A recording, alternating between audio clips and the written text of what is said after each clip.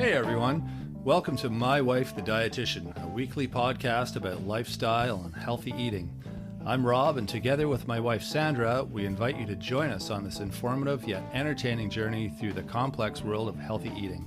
We'll cover everything but the kitchen sink. Each week we'll discuss topics ranging from how to protect yourself from developing cancer, spicy foods to rev up the libido, to caring for your palliative grandfather with Alzheimer's. We'll also delve into more complex issues like, what the heck is oat milk? Why doesn't my butt fit into these jeans? And every guy's favorite question, will eating spinach really make it bigger? Join us each week as we strive to educate, enlighten, and entertain you.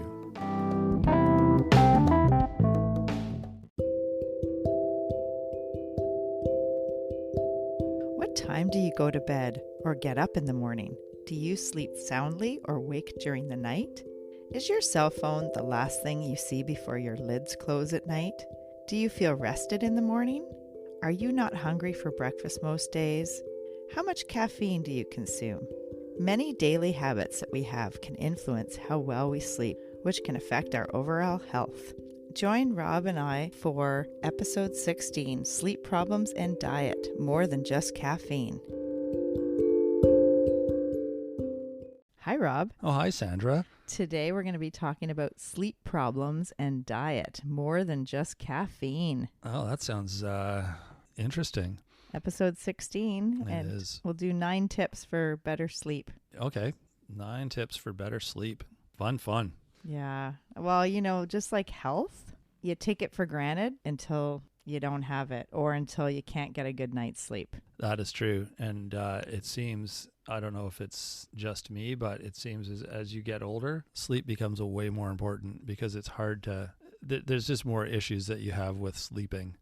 And I always laughed at grandparents and stuff that they'd get up in the morning, how'd you sleep last night? And the breakfast conversation would all be about how everyone slept. And I'm like, what's the big deal? Like, just go to bed and close your eyes and get up in the morning and carry on. But yeah, it becomes a thing as you age that it's hard to get a good night's sleep. And there's all these reasons that we're going to discuss today that contribute to that. So Yeah, and we spend a third of our life sleeping, asleep. Yeah, which sounds like a lot, but it makes sense. If you sleep 8 hours a day, that's a third of a day. So It's amazing that you think, a lot of young people think, I can sleep when I'm dead, or I don't need I can sleep when I'm dead. I don't need sleep. It's overrated. I want to have fun. I want to be with my friends. I want to stay up and, watch movies all night. I don't need sleep. Yeah, because you're not really productive during your sleep. You think it's like a waste of time, but it's amazing how much your body recharges and how important that is. Well, it's your brain's house cleaning happens when you're sleeping. Okay, that's an interesting way to put it. Your brain's housekeeping, but yeah, I suppose that's what's going on. There's a lot that happens. Yeah, actually, it's interesting. The Guinness Book of World Records for sleep deprivation, a young man, 17-year-old Randy Gardner from San Diego, California in 1964, he didn't sleep for 11 days or 264 hours. That's a long time. And I wonder what Randy was thinking. Well, he wanted to prove that, I'm not sure exactly what he's thinking, but he wanted to make the Guinness Book of World Records. It's interesting. That book is interesting to begin with, just the things that people want to break records in the first place. But well, I think a few years later, someone else tried to, and the Guinness Book of World Records people committee said that it was too dangerous, the sleep deprivation, so they wouldn't allow. So what happened to him? Well, he ended up having, he was very moody. No way. Yeah. No, he did have cognitive and behavioral changes. Okay. He did have paranoia, some hallucinations. I thought you were going to say paranormal activity. He went missing in his... No, I guess that's if he's sleeping for 11 days. Maybe. Well, how he celebrated? With a big, huge sleep in the sleep lab. The men with the white coats took him to a sleep lab and measured his brain and measured all these indicators of his health. So this was like an official thing. Yeah. Wow. Yeah, it's really interesting He did have some short-term memory loss, so that's one other thing with not getting enough sleep is just that's when your brain does memory consolidation, and it helps. Like if you, for instance, one day you look in the fridge and you realize that you're out of milk and think, okay, I'll get it tomorrow, and then you don't have a good sleep that night. The next day you might not remember that you were out of milk, and that's partly because your brain didn't have that sleep or the memory consolidation where that house cleaning that I talked about. Yeah. So if you don't want to run out of milk, make sure you sleep well. That's the moral. You're so funny. That's not what I said. Well, it's kind of what you said. Well, that was just an example. Yeah. But I'm just making it more of a concrete example. Yes, I guess you're right. That Anyways. would, yep, that's, or just driving to, say, See, Sandra didn't get enough sleep last night. She's forgetting her words. She can't remember what she was going to say. She had it all ready yesterday, and then she didn't sleep well last night. Now she can't remember. That actually isn't true, but I'm really looking forward to tonight. What's tonight? We get to go to sleep. Oh, you're funny. I love sleep. I do too. Sleep is so good. It is. It If really you have is. a good situation for it, like a nice comfy bed and nice sheets, and sheets that don't come off during the night. It's my pet peeve. Yeah, well, that's part of the sleep hygiene, and we're going to talk about 9 tips for better sleep. And part of that is just your environment, your sleep environment, and having, a comfy mattress and pillow that your head feels good on, and having a dark and like dark curtains, so not like blue light or light coming in, and definitely cooler. So 67 degrees is a good temperature. Yeah, I like cold. Window open year round. Yeah, well, we're on the West Coast. It's not like minus 50 or anything. No, it's not that cold, but it's, yeah, anyway. Yeah, so we're going to talk about that stuff in a bit, or did we just talk about it? Well, that was the last point for the sleep hygiene. Okay, so we just talked about sleep hygiene. So we're done the episode. We're done that now. No, I'm just joking. No.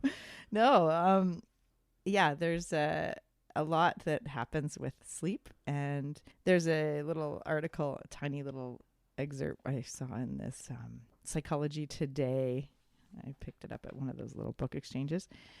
Endangered night owls, the perils of staying up. All it takes is a few hours of missed sleep to send your body into stress mode.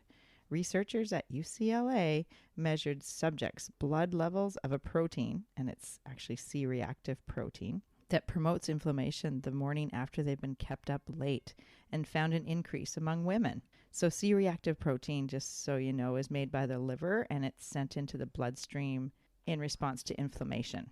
Okay. So just not getting one night sleep, like missing, tossing and turning one night, you can actually have increases in that C-reactive protein in your bloodstream, which is not a good thing. Like over time, it's like chronic stress, and not like poor sleep can contribute to increases in that C-reactive protein. So that's not a good thing. Right. All right. Well, that's something we should try to avoid then. Well, we'll talk about some ways to improve your sleep if you're having trouble. Right. If you're having like sleep disorders, like if you have insomnia, which is actually, there's a definition of insomnia. And what would that be? Well, what do you think is maybe some of the aspects of that definition? The inability to sleep. Is that pretty close? Yeah, trouble falling asleep. Yeah, that too. So falling asleep, waking frequently. Oh, okay. It's a broader definition. Yeah, there's just a few things, like you think of like the cycles of sleep. So the insomnia definition is trouble falling asleep, waking up frequently, waking too early and not being able to go back to sleep, or restless, poor quality sleep. So that applies to a lot of people, I would say. Well, 10% of adults have severe insomnia affecting their day's activity, like the next day's activity. Right. And middle-aged women tend to have most problems with sleep.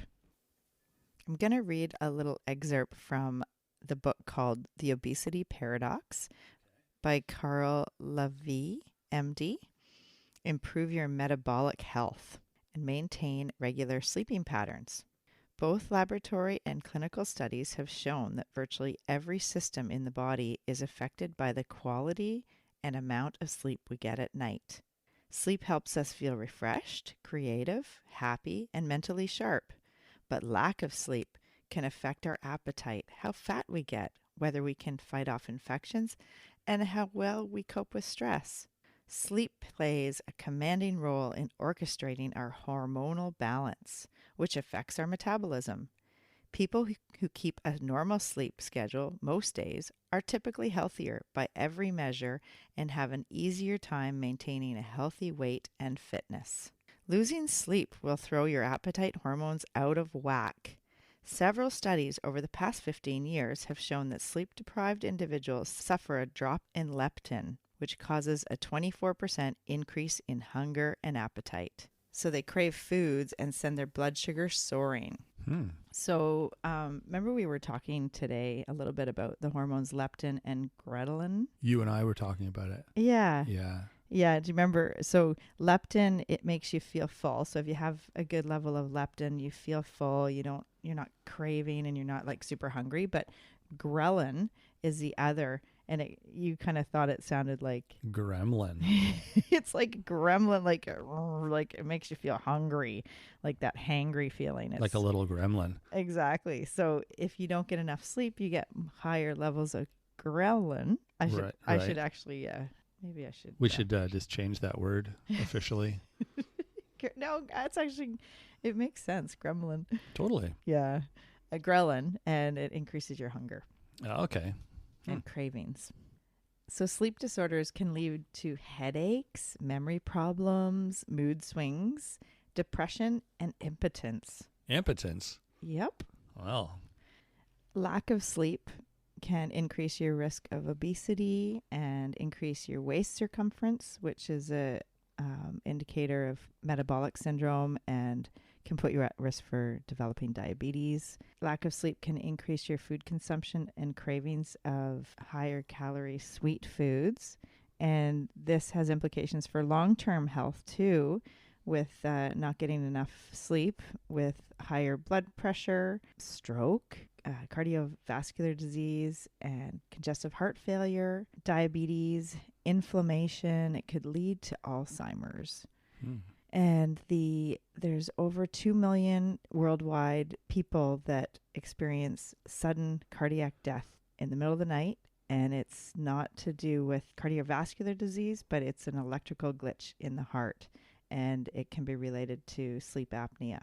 Oh, really? Yeah. Well, that's scary. Yeah. There's lots of very dire negative side effects to, going on a sleep deprivation binge. No kidding. No kidding. Wow. So yeah, don't do that. No sleep deprivation binges. Funny. Just figure out a different world record to beat. That's right. You know what I was saying to Sandra when she was telling me this earlier is how she said they don't allow you to do this. The Guinness Book of World Records doesn't allow you to. They said it's dangerous to have sleep deprivation, but I said they still let you have like the hot dog eating contest and jam a bunch of whatever hot dogs are made out of into your face. That's fine. There's no danger there. That's right. But lack of sleep, nope. Sorry, can't do that. It's too dangerous. It's pretty funny. It's a cultural thing too. I mean, I think there's this, like, work hard and work longer and don't sleep. I totally remember when Trump was president, that was one thing that he, would promote, that he can like thrive on like 4 hours sleep or something like this. And I was thinking, well, that's not something to be proud of. Yeah, I know. It's funny in teenagers too. They always want to like stay up all night. And then after they've done it a few times, they don't want to do that anymore because they feel like crap the next day. And well, yeah, it actually affects your immune system. So you're more likely to get colds and just feel awful. Yeah.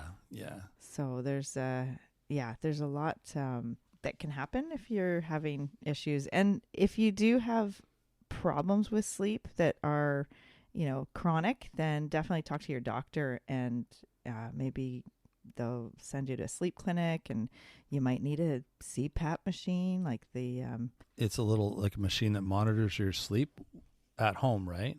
no, Or it's CPAP therapy is continuous positive airway pressure. So it's a machine that's actually putting oxygen into you. oh, I was thinking As of you sleep.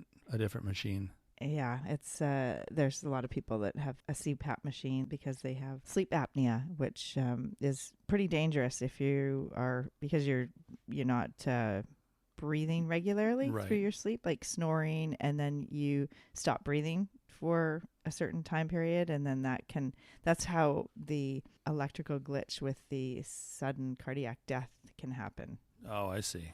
Okay. So 'Cause that other machine probably monitors you in the first place and decides what state you're sleeping is.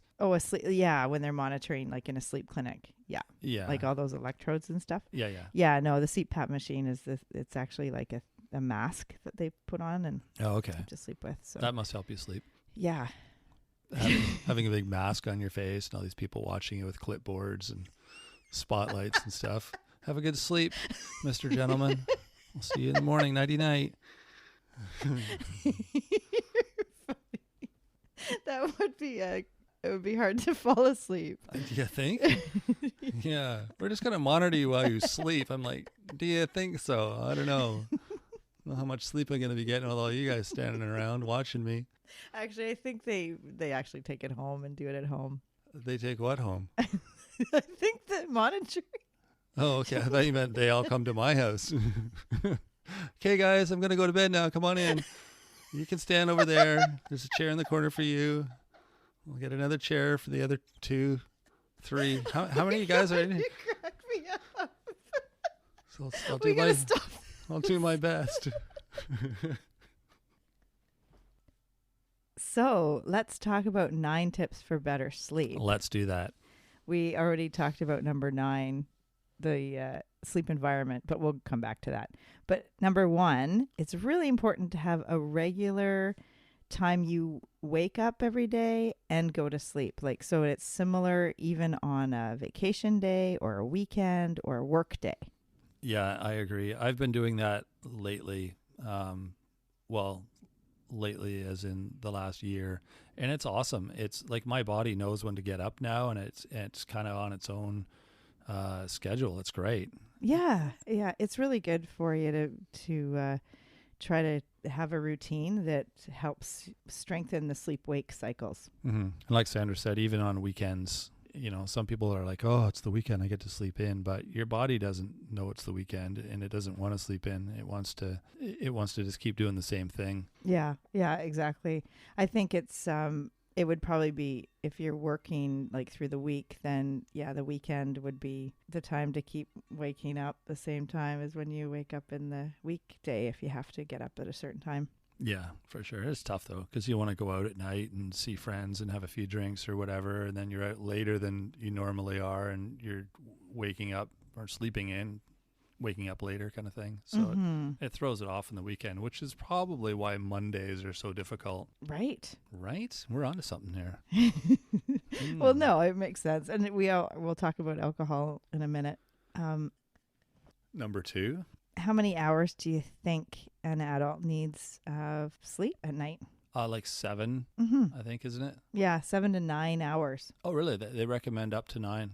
Yeah, and actually teenage boys, Oh, yeah, it's like suggested 15. 9 actually. Yeah. 15. Yeah. Well, it's 9 for sure. But they get 15. No, a lot of times they get like not enough because, well, for school starts earlier, right? And then if they stay up late. It depends. Some kids just sleep all day long. I used to get up at 1 o'clock.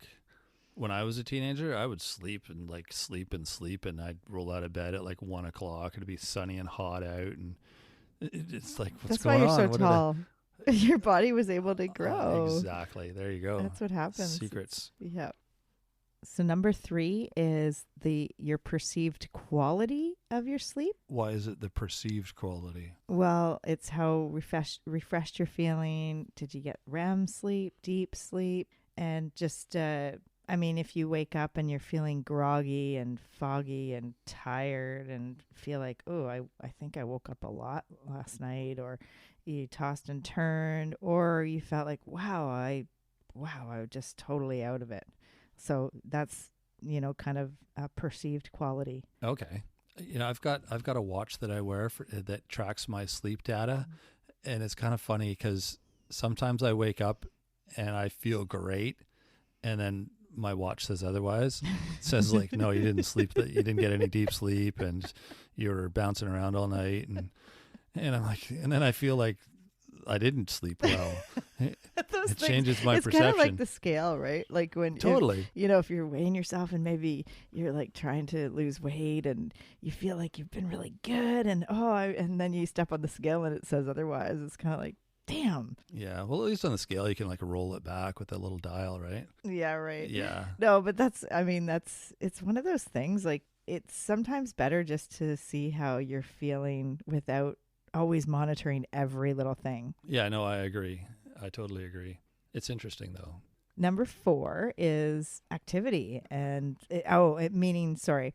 Not activity while you're sleeping. Well, yeah, actually, like sleeplessness, getting up to go to the bathroom, going to the kitchen and eating. These kind of things can affect your sleep quality. And Yeah, my watch actually tracks, like, I think they call it like motion or something while you're sleeping. Like and it's kind of how much you're bouncing around during your sleep. Like, you get those sleeps where you're just like dead to the world and you're just like a log, like you're in the same position when you wake up on your face with drool coming out. Like those nights, like there's no motion at all. Like you're just flat out.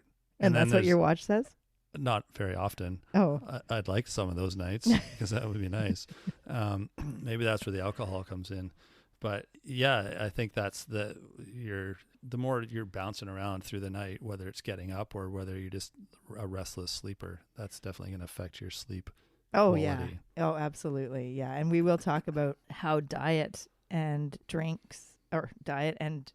beverages or drinking or fluid before bed can affect that too. Before that, I wanted to mention number 5 is keeping a sleep diary or log book on just all these things we're talking about, like having, number 1, the regular schedule of sleeping, going to sleep and waking up, kind of just keeping track of that and keeping track about like how many hours I got. That's number 2. Number 3 would be the quality. So you could have like a scale of 1 to 5, and 1 would be like really awful or poor quality, and 5 would be excellent, like deep sleep. I had drool coming out of my mouth and didn't change positions, as you mentioned. It'd be like the drool scale. The drool scale. Lots of drool would be a good sleep. No drool would be a bad sleep. And number 4, with the activities through the night, like getting up to the bathroom or sleeplessness or going to the kitchen. Number 5, keeping a sleep diary of all those previous things.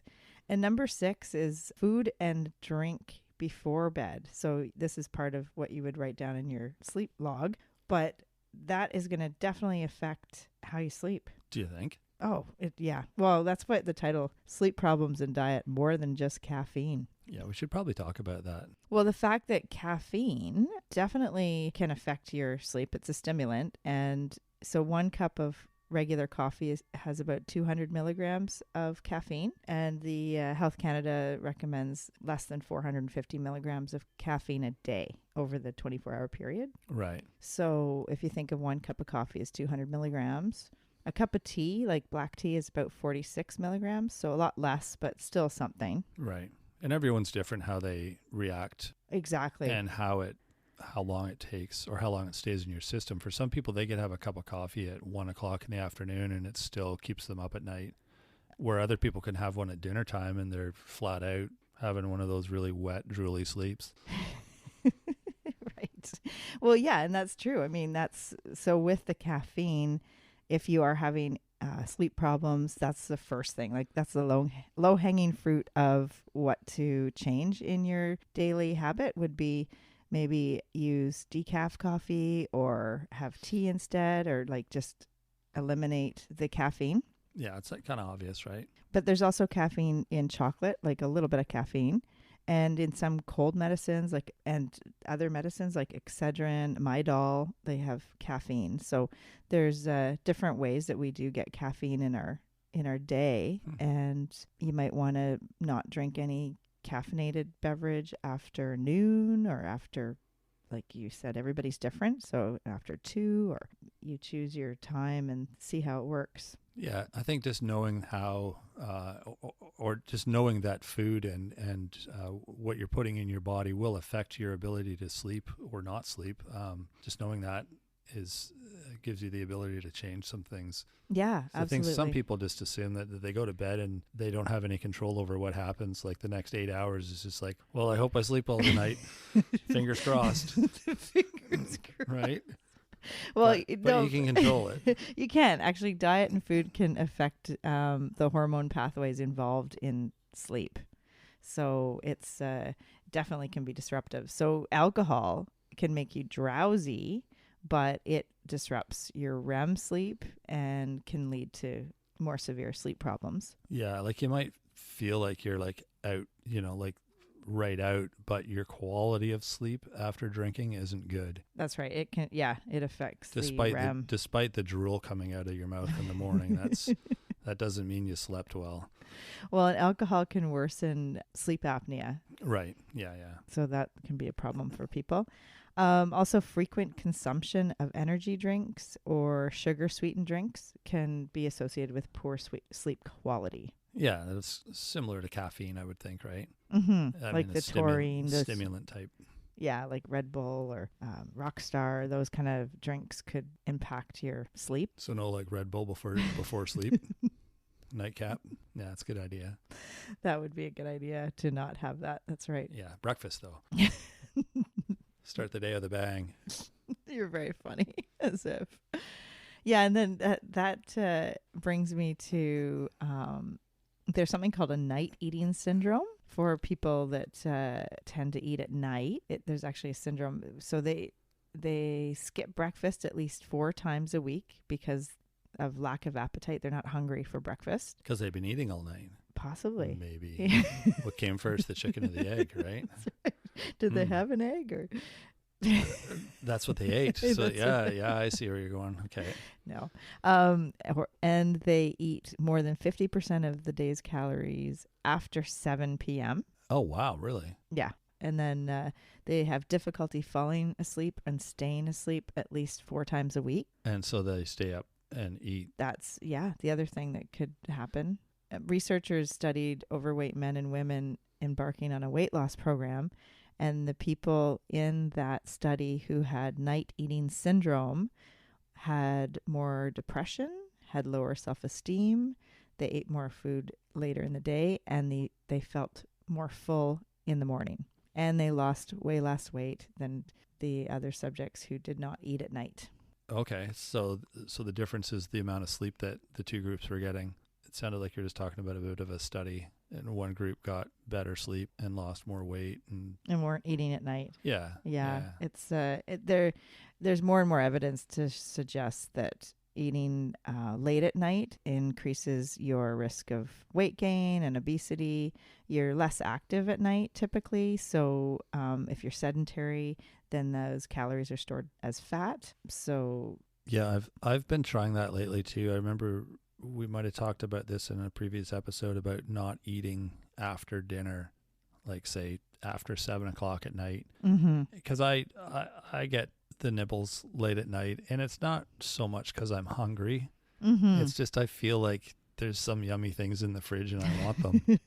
Right. And it's a habit. It is a habit. Yeah. Totally. Right. Yeah. And it's like snacky things, and you're watching a movie and you want snacky things to go with it, and yeah, you're just jamming in a bunch of calories there before you go to bed, and it's going to affect your ability to sleep, plus you're potentially going to have weight gain issues. So yeah, there's a whole bunch of things that can happen. So I've been just wary of that. Yeah, and it's helping me sleep better. It's hard to monitor that, but yeah, no, it is. That's one thing we're going to talk about intermittent fasting in a future episode. And part of that is to stop eating after 7 or 6, whenever. you want to stop, but kind of stop eating so that your body can actually be in a fasting state instead of feeding. So if you're eating, you're feeding, and there's a different metabolic processes that are happening. So if you want to stop eating and fast after dinner, then you can give your body a break from feasting through the whole night until the next morning. Yeah, and the longer you go, there's benefits. We'll get into that. It'll be a whole episode on that. Yeah, absolutely. I definitely, in counseling people that eat late at night, they do tend to have issues with, they're trying to lose weight and they're not hungry for breakfast. So it's a vicious cycle. I bet. Yeah, I can see that it would be. Yeah.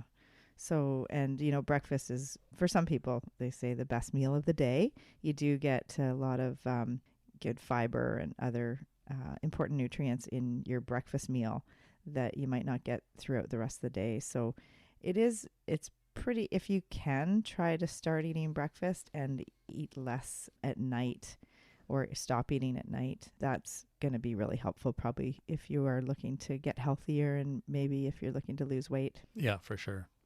So as we go back to talking about the food and drink before bed, also any medications that you might be taking, so that would be included in that part of it. But when we were talking about fasting after dinner, shift work is a whole nother animal. Yeah, I can imagine. Yeah, it's really dangerous to your health, actually. Just in terms of how it affects your whole cycle. Yeah, it messes up your circadian rhythms. You eat more through the day and at night to stay awake. It's hard for people to get a full day's sleep if they're working at night and to get a good deep sleep during daylight hours because it's just our bodies aren't used to that. So you really need, that's a whole nother episode, actually. I think we'll do a whole episode on eating and shift work because people that do shift work are prone to being overweight or obese because of the issues with having to stay awake all night long when really your body should be sleeping. Yeah, it's tricky, especially if you have a job where some days it's night shift and some days it's a day shift and you're bouncing back and forth. Yeah. You just can't get any kind of rhythm. Yeah, yeah. And just all the issues that can happen with if you're on call and it's a fight or flight type of kind of emergency situation when you're working and you have all these chemical hormone reactions happening physically that can impact your body. So it's all related. I mean, it can affect your health. Yeah, it's a big time.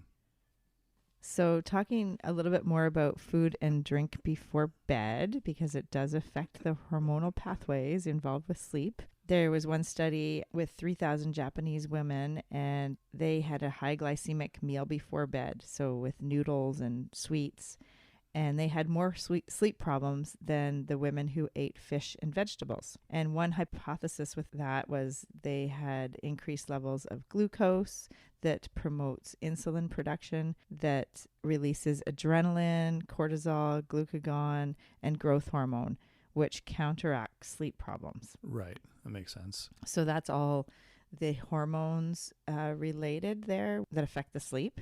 Right. And there's definitely some evidence to show, again, that Mediterranean diet, that way of eating with more plant-focused, high-fiber, lean meats and fish, nuts, seeds, whole grains, berries, leafy greens, and vegetables, helps to improve sleep quality. Okay, that's good to know. Yeah, and also the DASH diet. So do you remember we talked about that with the MIND diet, the Mediterranean and the DASH? Right. They've actually shown that the DASH is another one that is good to people get better sleep on that type of, and it's very similar to the Mediterranean diet. Okay, yeah. We know that there's some key nutrients that if are lacking in your diet, they can cause sleep problems. Okay. Nutrients: magnesium, calcium, potassium, vitamin A, C, D, E, and K. Okay, so those are things you need in order to get a good sleep? Yeah, just through the day to get enough and not be deficient in any of those. So eating the Mediterranean diet, having a balanced type of intake through the day so that you're getting enough magnesium, you're getting enough calcium-rich foods, potassium, and the vitamins A, C, D, E, and K. that will all help with making sure that you're getting the sleep, because lacking those nutrients can give you sleep problems. Right. Gotcha. They also, we know that diets low in tryptophan, people have worse sleep patterns.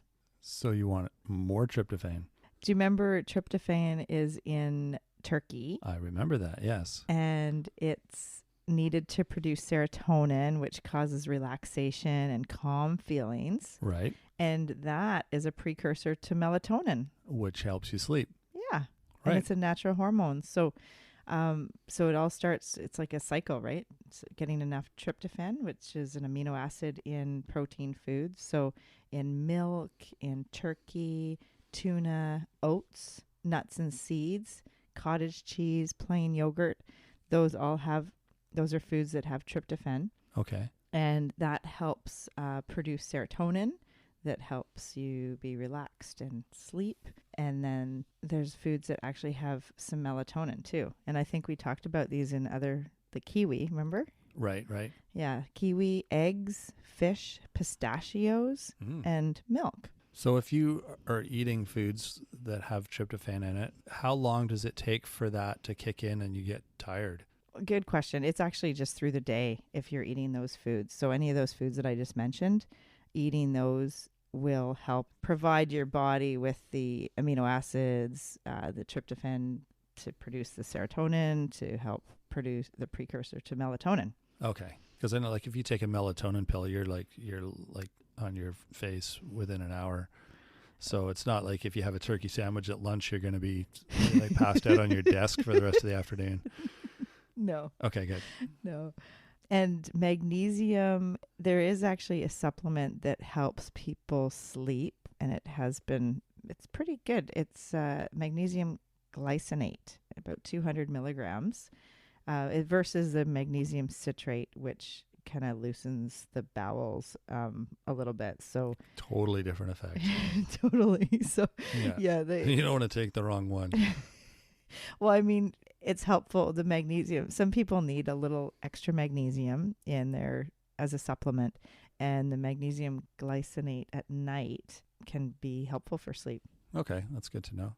So number 7 is be aware of your feelings and moods before you go to sleep. So before bed. That's why they say don't go to sleep angry. Right. Right? Yeah. Yeah. Because it really can affect your sleep quality, like how easily you fall asleep and just, how you're feeling when you're sleeping. Exactly. Also, don't work out right before bed. Oh, I'm glad you mentioned that. Yeah. I used to play hockey, and our time slot was like 9 until 11 at night, which was fun. But after playing 2 hours of hockey, you're adrenaline wide awake, yeah, and you're also hungry. Right, and your adrenaline's pumping, so it keeps you like you're stimulated, right? Yeah, exactly. You come home and you eat a bunch of stuff you probably shouldn't eat because you're super hungry and you're wide awake, and so you don't get to bed until like 1 o'clock. Yeah, and then the next day you feel like crap because you played hockey and ate it and were up late, and so I don't do that anymore. But it's the same with working out too. I mean, same thing. It's really important to, if the days you do exercise or you go on a hike or you do something active, hopefully every day, you're going to sleep better than if you don't do something active. So activity is really important. Exercise is important through the day, but not right before bed.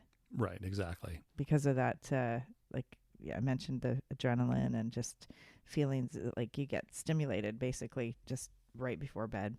Yeah, that's the wrong kind of stimulation right before bed. You're funny. Sex is good though. Sex is good. That helps you sleep, right? That's the right kind of stimulation right before bed. So that's okay. Oh, I think we talked about that. We covered that on the sexy foods around Valentine's Day. I think we talked a little bit about that.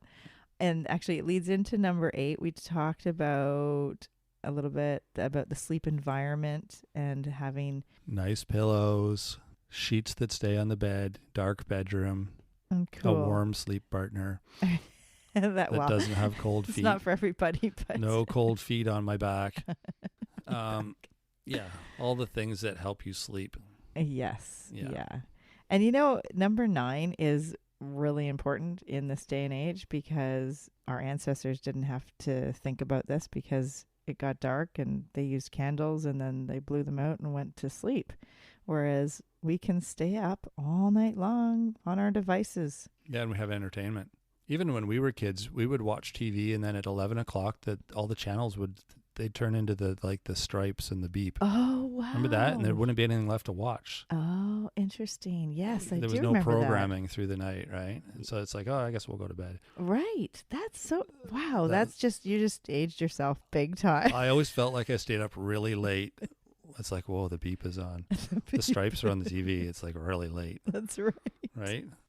That's funny. You're right. Yeah. Yeah. Well, it's really important, I think, for, everybody's health, but kids' health too, with the devices and basically that blue light from any electronic device. So your smartphone, your iPad, your computer, your TV, your video game, whatever, any kind of electronic is very stimulating and is really not good for sleep. Yeah. So ideally just like minimize that, limit that at nighttime. Yeah, actually just try to turn it all off. Give yourself like 2 hours before bed without those. Yeah, read a book or talk to someone in your house. Yeah. Pet your cat or something. Well, yeah, that would be a good thing to see if people can do is 4 times a week, try to turn off your device 2 hours before bed or even 3 hours before bed. I thought you meant pet the cat. We challenge. It's a weekly challenge. Okay, I'm going to see how many of you can pet your cat at least 4 times this week. It'll help you sleep too because it releases dopamine, right? You're right. You do remember that. Man, I'm good. Right. That's right. Oh, that's funny. Actually, and that's the other part of sleep environment. Back to point number 8 is, do you have pets? Do they, come and sit on your face? Roll all over you while you're sleeping? Pin you to the side of the bed or, yeah, that's, cats can be very helpful for calming and lowering blood pressure, but if they're keeping you up all night, then that's not great. Yeah, exactly. So that's the 9 tips for better sleep. Awesome. So sleep is a key factor in health, and diet and lifestyle play a more prominent role in sleep than many people are aware. Yeah, it sounds like it. And sometimes a few changes here and there can keep you from tossing and turning or asking for sleep medication. Yeah, for sure. So hopefully that gives people an idea about how they can affect their sleep habits through diet and some lifestyle changes. And thanks, Sandra. That was really informative, interesting as always, and nice to chat to you again. Thanks, Rob. All right, we'll see you next week. See you in bed. Yeah, that too.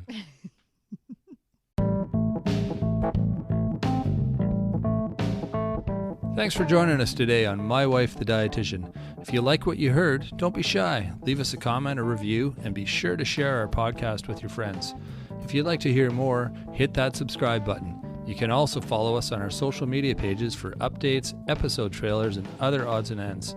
For more info and links on what we discussed on today's episode, check the show notes. We'll be back next week with another informative and fun-filled episode.